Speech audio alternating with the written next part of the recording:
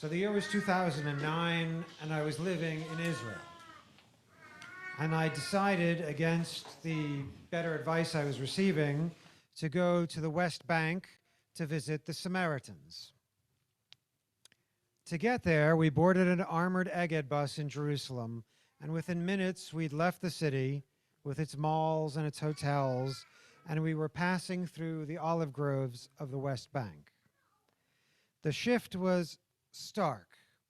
In less than an hour, we went from the crowded city streets to the quiet terraces where farmers had been tending olive trees for generations. And then suddenly, bang! Something slammed into the side of the bus. Everyone froze. For a moment, none of the passengers moved, but the driver simply kept going unfazed.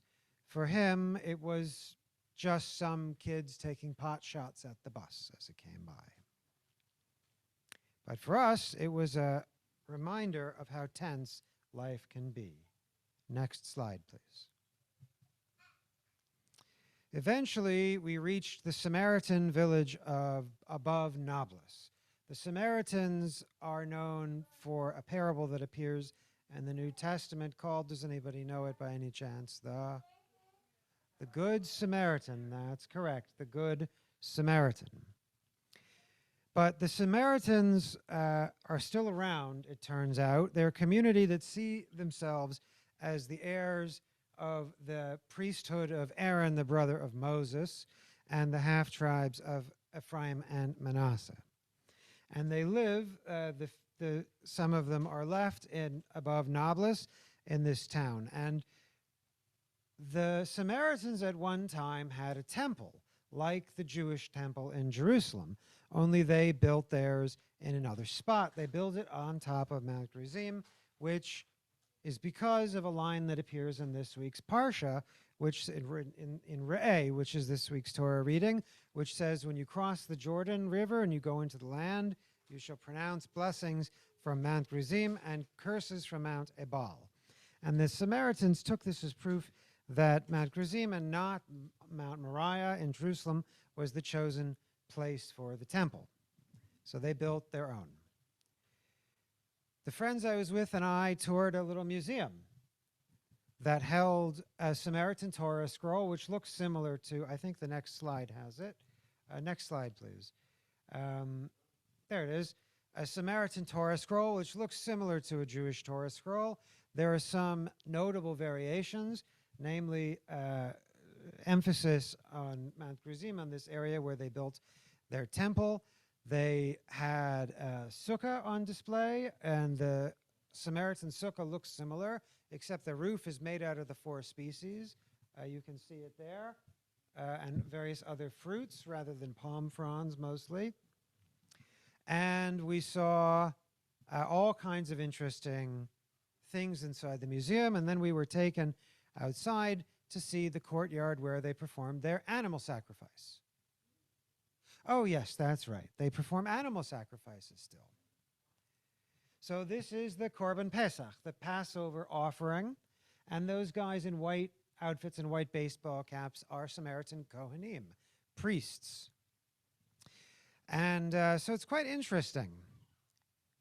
I did not realize that the animal sacrifices were still happening in corners of the sort of quasi-Jewish world until I visited this site. I was not there for the animal sacrifice.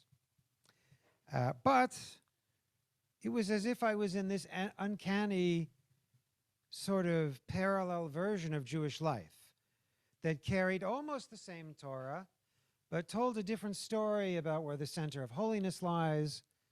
And when their temple was eventually destroyed, they didn't cease animal sacrifices.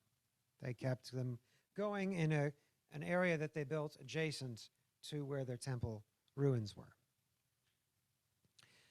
But the closeness between Jews and Samaritans, this sort of mirror, bred a rivalry.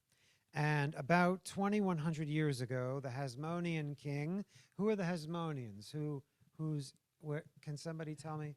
The Maccabees. They founded a dynasty, and their dynasty had mixed results.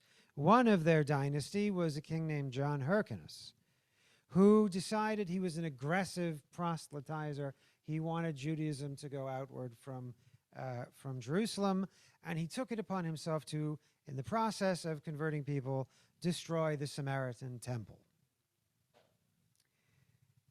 The tension between Jews and Samaritans, which occurred while their temple was still built, it's remembered in rabbinic texts. And the Talmud in Masechet, in the chapter called Chulin, notes that the Samaritans kept pretty decent kosher, as you saw with the Korban Pesach, with the animal sacrifice. The Samaritans kept kosher.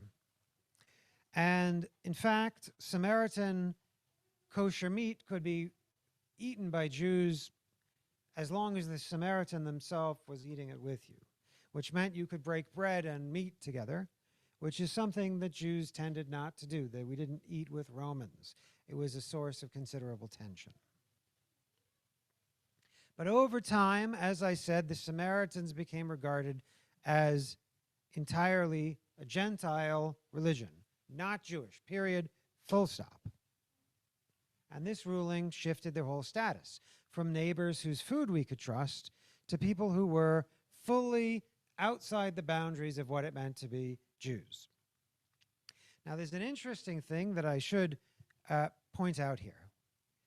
Even at that point, Samaritans could still eat Jewish kosher meat, but Jews could no longer eat Samaritan kosher meat. So the meat went one direction and not the other. It's a point we'll return to a little later on. But it's a pattern in our history. The sharper, the closer the kinship is to the other group, the sharper the division, and eventually the enmity that grows between Jews and the other group. Between Jews, for instance, and Samaritans. Later, between Jews and Christians. Later still, between Jews and Karaites. Karaites are, does anybody know, extra bonus points if you know, Karaites? Meredith.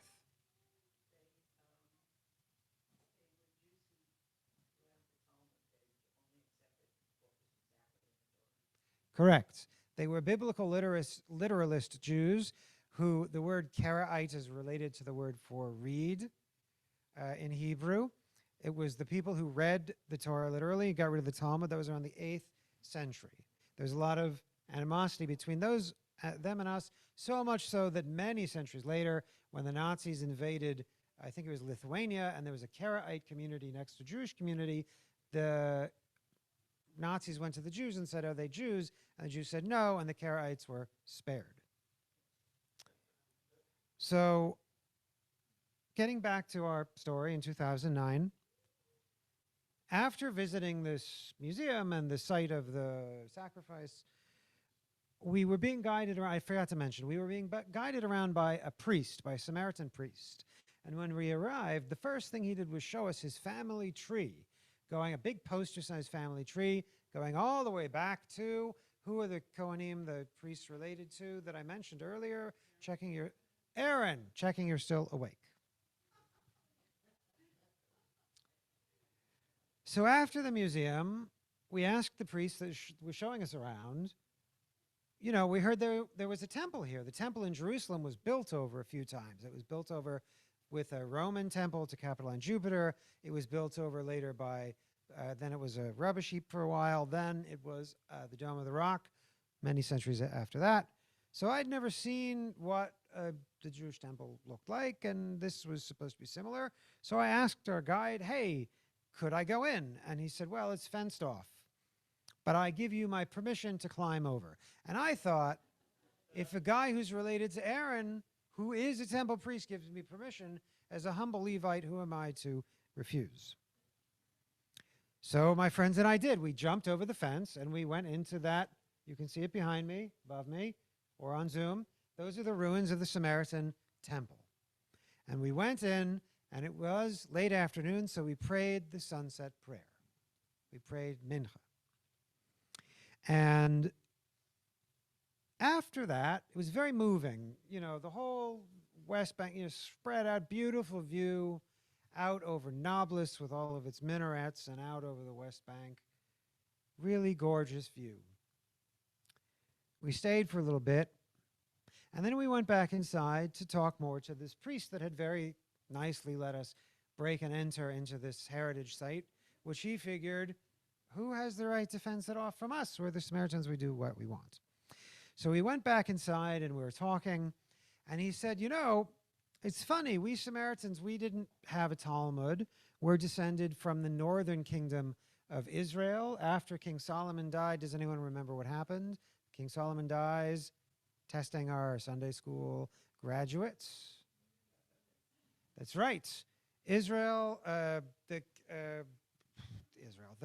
the group there split in two, a kingdom of Judah and a kingdom of Israel, and eventually the southern kingdom was destroyed and the northern kingdom kind of melted away into the Samaritans. So he explained this history to us. And he said, it's funny, you know, despite not having the Talmud, Mishnah, anything else, I'm working on a commentary. You won't believe what it's on. I said, what's it on, Mr. Cohen? His name wasn't Mr. Cohen, but for the sake of our story, what's the commentary on? He said, it's on the Kabbalah. It's on a Jewish text that wasn't put together until thousands of years after about 1,300 years after the Samaritan temple was destroyed, and with which the Samaritans have no official ties.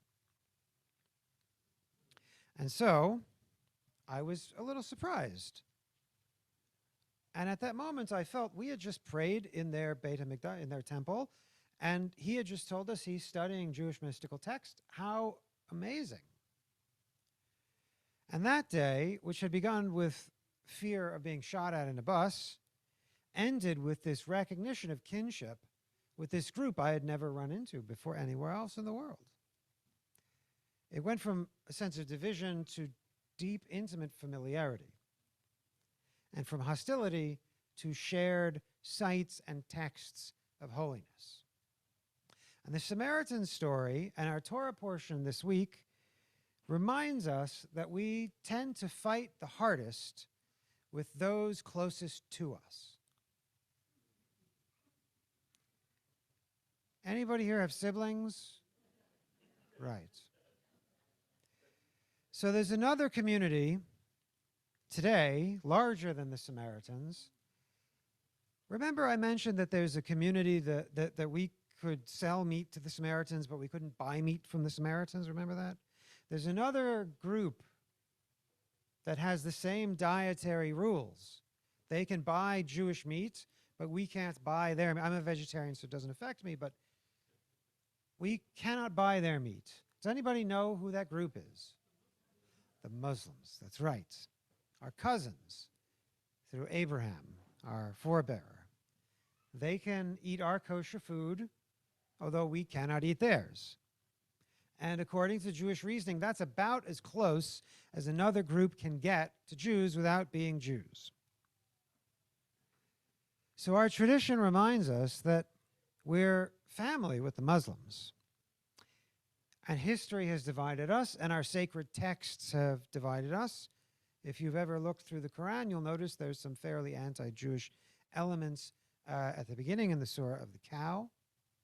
Our practices divide us, our food divides us, but we have this shared memory and this shared heritage. And the Talmud teaches us that where there is closeness, familial closeness, there is also enormous danger. Danger of sibling rivalry, of fighting. And today, we're witnessing the bloody results of a very old sibling rivalry. The question for us that all of us are wondering is whether that rivalry will always define the relationship between Jews and Muslims, or whether, like the bus ride to visit the Samaritans, we can move from a place of war, eventually, to a state of mutual recognition and maybe even one day mutual respect. Such a change might occur, but it might take a while. It might take some months, it might take years, it might occur over many lifetimes, Or, like with the Samaritans, it might even take us centuries to reach that point. But the Samaritans' continued existence and their interest in Jewish text and their friendship with the Jewish community challenges us and says that even though things don't look great right now, there is yet hope for Jewish and Muslim relations, even if that change takes a very long time. So with that, I end with the prayer that the hostages be returned and the bloodshed cease, and all of those people who are now suffering can sit under their own vine and fig tree and not be afraid. Shabbat Shalom.